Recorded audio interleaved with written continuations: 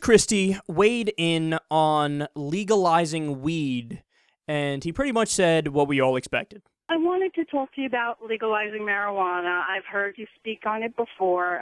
There's pros and cons with everything, but I just feel legalizing marijuana, it's something that's going to happen down the pipeline. It creates industry, it creates jobs, it creates money, revenue. Look at California, look at Colorado, what they've done, how much money they have. Hey, Sue, let me just stop you right there. You say it's going to come down the road. You know when it may come down the road? When I'm gone. It's not going to come while I'm here. There's a new study out in the Journal of Neuroscience, just came out this past week, that says that even casual marijuana smokers showed significant abnormalities in two vital brain regions important in motivation and emotion. Some of these people only used marijuana to get high once or twice a week. The co-author was quoted in the Northwestern University Science Newsline. They hailed the study as the first to analyze the effects of light marijuana use. People think a little recreational use shouldn't cause a problem if someone's doing okay with work or school. Our data directly says this is not the case. The study raises a strong challenge to the idea that casual marijuana use isn't associated with bad consequences. I am not going to be the governor who is going to tell our children and our young adults that marijuana use is okay, because it's not. And it's now being medically proven by the Journal of Neurosciences that it's not even in casual, occasional use.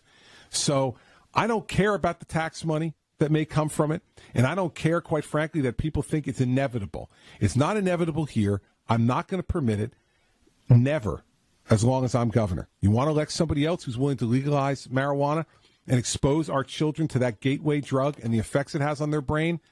You'll have to live with yourself if you do that, but it's not going to be this governor who does it.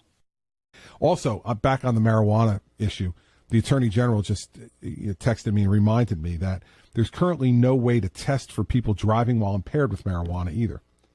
And so, that kind of impairment can be just as bad as an impairment from alcohol. Yet we have no ability in any way to test somebody on that roadside or at police headquarters as we do now with a breathalyzer test. So there's all kinds of problems. And let me tell you, for the people who are like enamored with the idea of the income, the tax revenue from this, go to Colorado and see if you want to live there. See if you want to live in a major city in Colorado where there's, head shops popping up on every corner and people flying into your airport just to come and get high. To me, it's just not the quality of life that we want to have here in the state of New Jersey, and there's no tax revenue that's worth that. Yeah, there's no tax revenue that's worth that. I don't care about the tax money and the revenue. Well, that's interesting because it was just recently that you said at a speech, I don't know whether it was in front of CPAC or another conservative group, but you said you have to cut pensions. You had to cut pensions because you weren't raising enough revenue and you wanted to cut the deficit. Well, actually, you could have legalized marijuana and created a whole new industry and gotten tax revenue that way and not cut pensions and screwed over teachers and public workers, but you chose not to. You chose not to. You'd rather put your middle finger up to hardworking middle-class people and restrict freedom at the same time by telling people they can't willingly put a substance in their own body when they're not hurting anybody else. So spare me this nonsense, because one day you come out there and say, oh, well, you don't understand. I mean, we had to cut pensions. We weren't raising enough revenue. We had to do it. Really? Then why did you just say that you don't care about the revenue from legalizing pot? That's weird, isn't it? And then also, it's so ironic at the end there that he said, really? Move to Colorado then. Move to Colorado. Tell me if you like it there. Well, that's funny because a resident of New Jersey recently did move to Colorado. Why? Because they had a sick toddler who gets epileptic seizures, and the only thing that stopped her seizures and limited them, marijuana. They begged the governor to approve a law that said that medical marijuana is legal for kids. See, it's currently illegal for kids in New Jersey, and they begged him. They said, look, this isn't about getting high or, cheating the system. We have a toddler who has epileptic seizures, and we need you to approve this law so that the kid can survive and not have seizures and maybe die. Well, he didn't approve it. He didn't approve it. And what happened? That family did move to Colorado. They had to move to Colorado because of you, Christie. So when you say, oh, move to Colorado, hey, man, careful what you wish for. Half the fucking state might move because there's more of that crazy thing called freedom out there. I know, insane. But let's dig a little deeper here. The study he was referencing that he says proves marijuana is terrible for you, it's funny that about 900 other studies say the opposite, and this is the only one that's a contradictory study. So usually they have these things called a meta-analysis where you look at all the studies to get the total breakdown. But let's look a little deeper into this. So the study he's referencing was published in the Journal of Neuroscience. It was conducted by Northwestern Medicine and Massachusetts General Hospital and Harvard Medical School. And it was funded by... Pause for suspenseful effect. Anti-drug government agencies. Quote, the research was funded by the National Institute on Drug Abuse, the Office of National Drug Control Policy, and the Counter-Drug Technology Assessment Center. So the same people whose jobs rely on drugs being illegal funded the study that says the drugs should continue to be illegal. Funny how that works. It's kind of similar to like ExxonMobil funding studies that claim climate science is bullshit.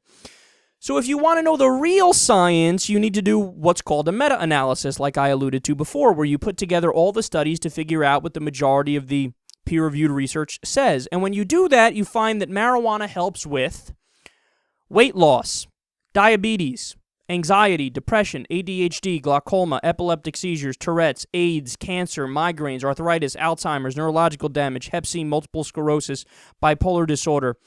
And also, when you rank the lethality of different drugs, as a study from Britain did in, I think it was 2005, they said alcohol is the 5th worst drug in the world. What did marijuana rank? Not even in the top 10. So if you're willing to be consistent, buddy, talk about the study that says that, alcohol destroys your nervous system over time and gives you cirrhosis of the liver down the road if you drink. And that even in moderate use, alcohol has very detrimental effects. Oh, but you didn't bring that up. That's funny. That's funny how you're talking about how you're a tough guy on substances, but certain substances you're cool with, even if they have detrimental effects. It's just the ones that are already illegal that all of a sudden you think you're being Mr. Tough Guy by saying, we need to keep those illegal. No, what you are is, say it with me now, Chris, a hypocrite. Can you say hypocrite, big guy? I bet you can, can't you? Because you certainly are one. But that's all irrelevant anyway, because a Rutgers-Eagleton poll of New Jersey voters found that 66% said penalties for marijuana possession should be reduced. 65% said penalties should be eliminated altogether for possession of small amounts of pot. And the question of legalizing the sale and use of pot, okay, you ready for this?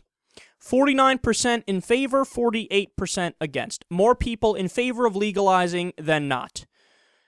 And just to show you the progress that's been made, in 2011, just 35% of New Jersey voters wanted it legalized. So it's been an explosion in the right direction.